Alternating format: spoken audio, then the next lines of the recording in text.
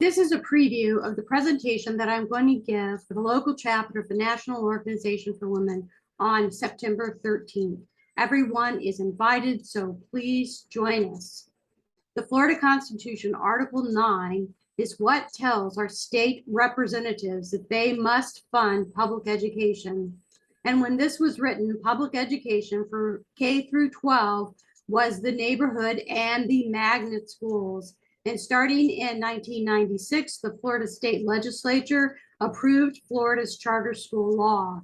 In 1999, Duval County had 7 charter schools. In 2022, Duval County has 34 charter schools, with a statewide charter school authorizer created by SB 758 in 2022. It will be easier for charter schools to open in Duval County without the consent of the local community or the elected school board. This is a quote from a 2014 interview with a Republican representative. I include this here because he's making the main point that I would like to make.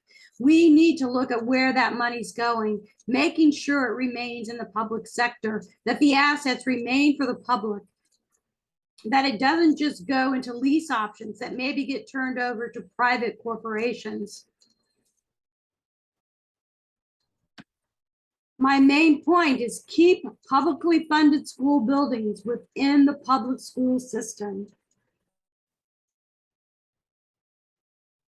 I'll be going over all these slides in detail during the presentation.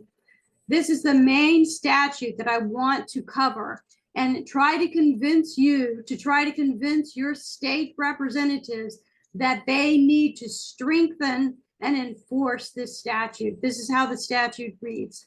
If a charter school is non-renewed or terminated, any unencumbered funds and all equipment and property purchased with district public funds shall revert to the ownership of the school board.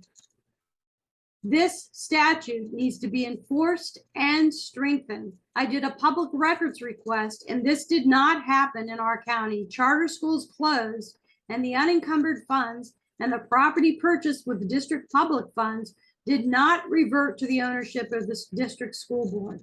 So this statute needs to be enforced and strengthened. These are some articles about the profiteering that's going on and why we need to strengthen those statutes. Nate Monroe's written an article about it, and I'm going to read some from his article when I give the presentation.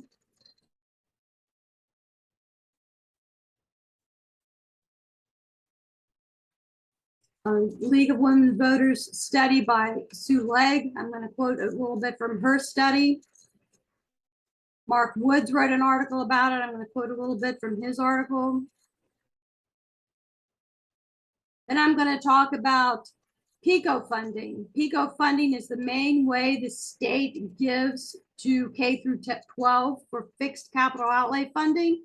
And in the last several years, all of that, most of that has gone to charter schools and not to the district-run neighborhood and magnet schools. So I'm going to go into detail about that in the presentation.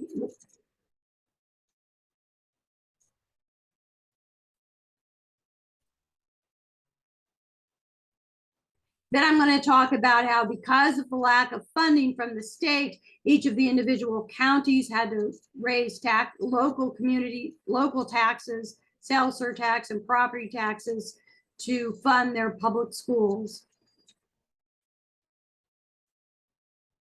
These are the bills that the state legislators passed requiring us to give our local taxes to charter schools, whether we wanted to or not. This section will be about the Citizen Oversight Committee and some of their frustration with not getting information from the charter schools.